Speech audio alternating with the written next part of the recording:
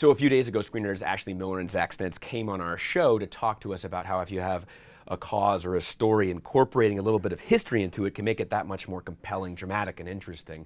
And in terms of message, history can provide us with an important context or symbolism or story that can attract viewers to it.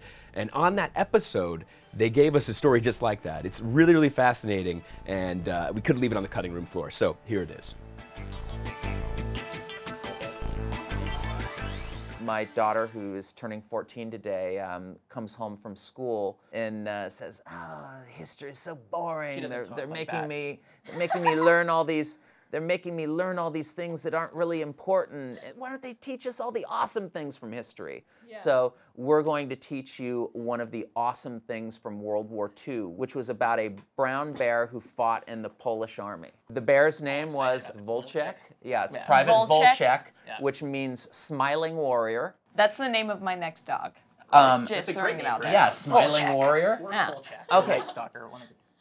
So you're Poland. You've been overrun by the two nastiest powers of the 20th century. France? Yeah, Hitler's Germany on one side and Stalin's Soviet Union on the other. Stalin has all of these Polish POWs that he's captured and he's like, I guess I gotta let them go so they can fight.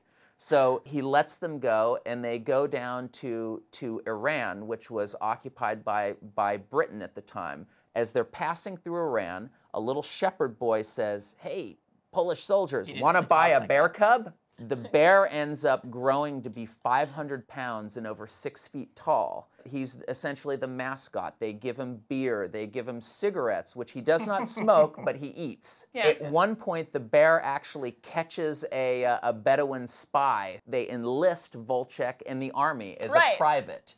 They give him his own ration book, and the British are like, "Okay, Private Volchek, come on board." The unit, which is an artillery support unit, ends up being thrown into one of the nastiest battles of the Western Front in World War II, which was called the Battle of Monte Cassino. The artillery unit is under fire, and they're bringing these big 100-pound boxes of mortar shells up to the front while they're under fire. The bear sees them doing this. The bear walks over, picks up a 100-pound box and carries it over himself. So literally, you had a bear helping move ammunition under fire in the middle of one of the fiercest battles of World War II. They end up winning the battle. Volchek ends up in the Edinburgh Zoo up in Scotland, and he lives for another 20 years, and he only responds to people when they speak to him in Polish.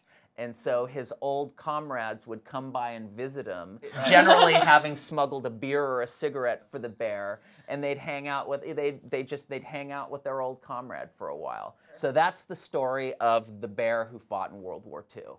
So this is your guys' next screenplay, right? Oh yeah.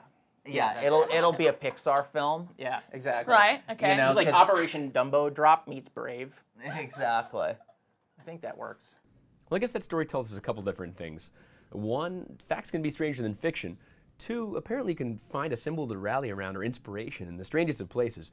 And three, apparently bears eat cigarettes.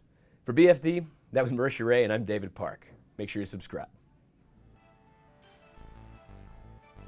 Interested in making a little history of your own? Well, click the link in the description below to help preserve Civil War sites and stories.